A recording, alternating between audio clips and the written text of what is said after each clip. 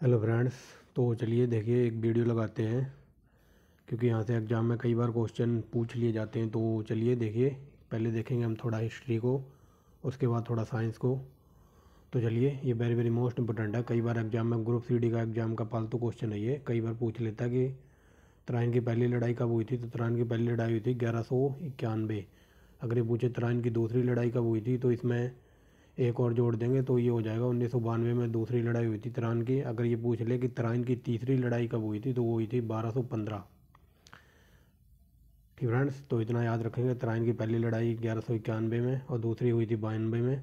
अगर ये पूछ ले किसके बीच हुई थी, तो तराइन की पहली लड़ाई हुई थी 1191 में मोहम्मद गौरी और पृथ्वीराज चौहान के बीच में, जिसमें पृथ्वीराज चौहान जीत जाता है।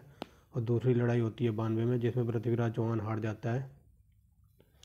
नेक्स्ट देखिए क्या कहता है। गुलाम वंश की स्थापना तो 1206 में हुई थी कुतुबुद्दीन ऐबक के द्वारा। आगे चलिए, वास्को डी गामा तो ये पहली बार आया था इंडिया में 1498 में कालीकट के ऊपर। अगर ये पूछ ले दूसरी बार कब आया था, तो ये दूसरी बार आया था 1502 में हमारे इंडिया के अंदर। नेक्स्ट देखिए क्या कहता है। पानीपत की पहली लड़ाई, तो मैं जल्द ही ये पानीपत के जितने युद्ध हैं बाबर बाबर के साथ हुई थी। प्रथम लड़ाई 1526 में इब्राहिम लोदी और बाबर के बीच। तो बाबर के जितने की युद्धों की ट्रिक है, तो उन सब की वीडियो आने वाली जो वीडियो होगी, तो बाबर के युद्धों की ट्रिक की वीडियो बनाऊंगा मैं। तो पहली लड़ाई हुई थी पानीपत की 1526। दूसरी लड़ाई हुई थी 1556 में अकबर और हेमू के बीच। तीसरी लड़ाई हुई थी 1761 में मराठों और अहमद शाह अब्दाली के बीच, हल्दी घाटी का युद्ध। ये वेरी वेरी मोस्ट इंपॉर्टेंट है, कई बार पूछा है एग्जाम में। तो ये हुआ था 1576। प्लासी का युद्ध, again very very most important. ये एसएससी में कई बार पूछा है यहाँ से क्वेश्चन। तो ग्रुप सी का ये पालतू क्वेश्चन है स्टूडेंट्स, तो याद रखेंगे। प्लासी का युद्ध हुआ 1757। बक्सर की लड़ाई हुई थी, तो ये हुई थी 1764। Again very very most important. Next देखिए, बंगाल का विभाजन, अगेन वेरी मोस्ट इंपॉर्टेंट। तो ये 1905 में हुआ था। मुस्लिम लीग की स्थापना, तो 1905 में बंगाल विभाजन का लॉर्ड कर्जन ने किया था। आगे देखिए, मुस्लिम लीग की स्थापना हुई थी 1906 को। अगर ये पूछ ले कहाँ पर हुई थी, तो बांग्लादेश की राजधानी ढाका। और मुस्लिम लीग की स्थापना किसने की थी, तो सलीमुल्लाह खान ने। नेक्स्ट देखिए, प्रथम विश्व युद्ध, तो ये 1914 से 1918 के बीच हुआ था। द्वितीय विश्व युद्ध, तो ये 1939 से 45 तक चला था। ये सहयोग आंदोलन, ये वेरी वेरी मोस्ट इंपॉर्टेंट है। तो ये 1920 से 22 के बीच में चला था। साइमन कमीशन का भारत में आगमन हुआ था 1928। Dandi march, again very very most important, ये 1930 का है।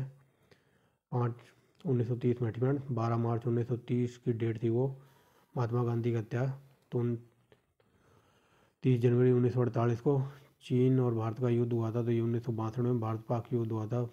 1965 ताशकंद समझौता, तो ये 1966 में हुआ था। कारगिल का युद्ध वेरी वेरी मोस्ट इंपॉर्टेंट, कई बार पूछा है। तो ये 1999 का है। चीनी क्रांति 1911 में हुई थी। फ्रांसीसी क्रांति, again very very most important, तो ये 1789 को हुई थी। और रूसी क्रांति हुई थी 1917।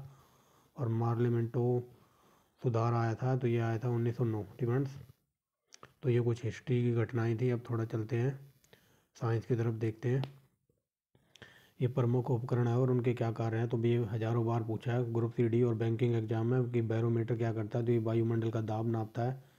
स्टेथोस्कोप, तो ये जो डॉक्टर के पास होता है, कई जगह ये आला बोला जाता है। तो ये हमारे हृदय की गति या फिर फेफड़ों की गति को सुनने के लिए यूज किया जाता है, स्टेथोस्कोप।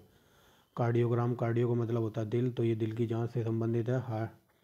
हाइड्रोग्राफ, तो ये द्रव का अपेक्षित घनत्व नापता है, वेरी वेरी मोस्ट इंपॉर्टेंट। थोड़ा बड़ा कर लेते हैं, अब सही दिखाई दे रहा होगा। नेक्स्ट देखिए, मैनोमीटर, तो इसमें पौधों की जड़ों का दाब मापते हैं। रेन गेज, रेन का मतलब होता है वर्षा, तो ये वर्षा का मात्रक है। रिक्टर स्केल, ये वेरी वेरी मोस्ट इंपॉर्टेंट है। ग्रुप सी एग्जाम का पालतू क्वेश्चन है, कई बार पूछा है। तो ये भूकंप की तीव्रता नापता है। लैक्टोमीटर, लैक्टोमीटर का मतलब होता है दूध की शुद्धता नापने वाले यंत्र को कहते हैं लैक्टोमीटर। और कई बार ये पूछ लेता है कि हमको मानव के शरीर में थकान किस वजह से महसूस होती है। तो ये लैक्टो एसिड हमारे हड्डियों में जम जाता है, ठीक है, हमारे शरीर में इकट्ठा हो जाता है, जिसकी वजह से हमको थकान महसूस होती है। फैदोमीटर का मतलब होता है कि जो फैदो का मतलब होता है गहराई, तो समुद्र की गहराई नापने वाले यंत्र को कहते हैं fathometer, again very very most important. Anemo का मतलब होता है हवा, तो हवा नापने वाला यंत्र है एनिमोमीटर। हाइग्रोग्राफ, तो ये वायुमंडल की आर्द्रता नापता है। सिस्मोग्राफ भूकंप मापी यंत्र है, ये वेरी वेरी मोस्ट इंपॉर्टेंट है।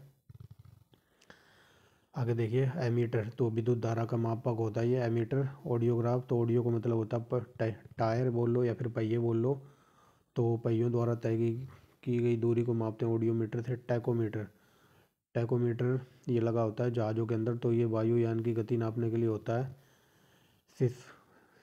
सिफगैनोमैनोमीटर, तो ये रक्त दाब मापने के लिए होता है, ये डॉक्टर के पास होता है, आपने देखा होगा। रेन गेज, तो ये वर्षा का मात्रक है। नेक्स्ट देखिए थोड़ा पीएच मान देख लेते हैं, क्योंकि यहाँ से कई बार पूछ लेता है।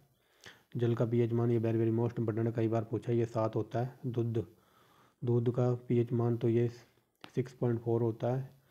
सिरके का पीएच मान, तो ये 3 होता है, लेकिन ये याद रखना मानव शरीर का, मानव रक्त का डिपेंड, तो मानव रक्त का पीएच मान होता है 7.4।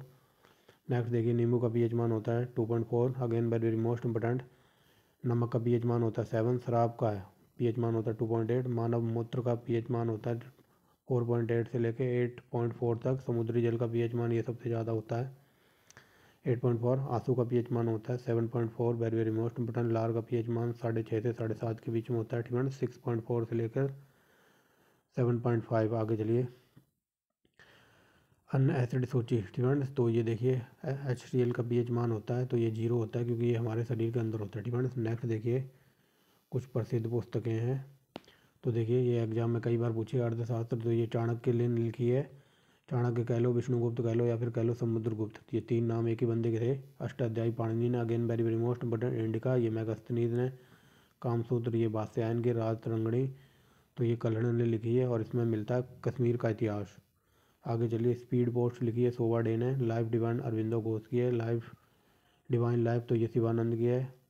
आगे देखिए इंटरनल इंडिया, तो ये महात्मा इंदिरा गांधी की थी, ठीक है। इंटरनल इंडिया, तो ये इंदिरा गांधी की थी। माई ट्रूथ, तो ये भी इंदिरा गांधी की थी। मिलिंद पन्नू, तो ये नागसेन की थी। Shahnameh, again very very most important. Firdausi की बाबर नामा, तो ये बाबर ने लिखी है, और कई बार पूछा कौन सी भाषा में, तो ये तुर्की भाषा में अकबरनामा लिखी है अबुल फजल ने। नेक्स्ट देखिए क्या कहता है, अब थोड़ा देख लेते हैं। जो कर्क रेखा भारत के 8 राज्यों से गुजरती है, तो उनकी ट्रिक लिखी हुई है, क्योंकि आने वाली जो वीडियो होंगी तो वो मैं ट्रिक से अपलोड करूँगा। तो चलिए देखिए, तो ट्रिक लिखी हुई है मित्र पर गमछा झाड़, तो देखिए माँ से बनेगा मिजोरम, इस टा से बनेगा Tripura, very very most important. Next देखिए मित्र कंप्लीट हो गया, आप देखेंगे पर पे, ठीक है। तो पा से बनेगा पश्चिम बंगाल, और रा से बनेगा राजस्थान। मित्र पर कंप्लीट हो गया। गमछा से देखेंगे तो गा से बनेगा गुजरात, माँ से बनेगा मध्य प्रदेश, और छा से बनेगा छत्तीसगढ़, और लास्ट में है झार, तो झार से बनेगा झारखंड। आई होप क्लियर हो गया होगा, डिपेंड्स। तो ये थी आज की वीडियो। कंटेंट वगैरह पसंद आए तो आप एक लाइक कर सकते हैं। तो thanks for watching the video and wait for next video.